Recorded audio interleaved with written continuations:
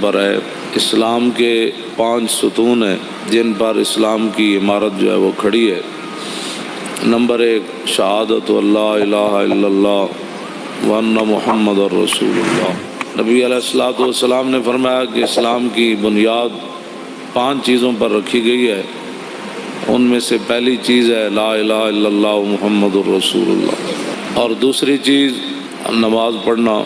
اور تیسری چیز روزہ رکھنا، اور چوتھی چیز زکوٰۃ دینا،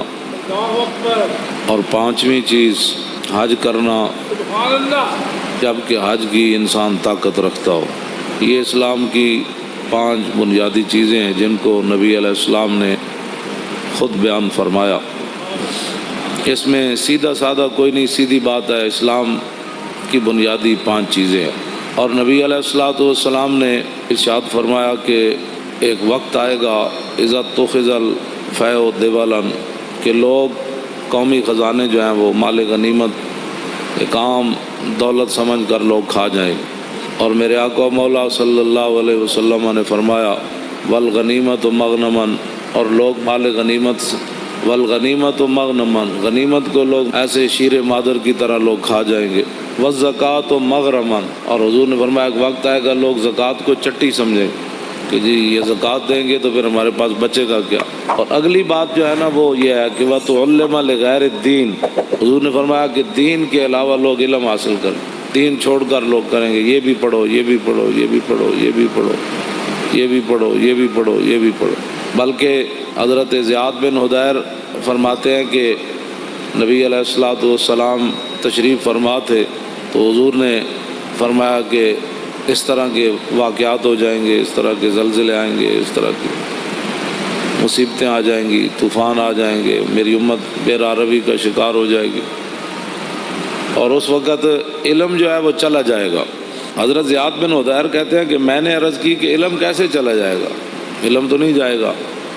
کیف یذهب العلم، حضور علم کیسے چلا جائے گا، نحن نقرأ القرآن، ہم نے قرآن آپ سے پڑھا ہے، وَنُقْرِئُ أَبْنَاءَنَا، ہم اپنے بچوں کو قرآن پڑھائیں گے، وَيُقْرِئُ أَبْنَاؤُنَا أَبْنَاءَهُمْ إِلَىٰ يَوْمِ الْقِيَامَةِ، فرمایا قیامت تک ہمارے بچے، پھر ان کے بچے، پھر ان کے بچے، پھر قیامت تک وہ قرآن پڑھاتے رہیں گے، علم کیسے چلا جائے گا۔ صرف قرآن کا ذکر فرمایا صحابی نے، فرمایا ہم اپنے بچوں کو قرآن پڑھائیں گے۔ علم معنی ہی قرآن کا ہے۔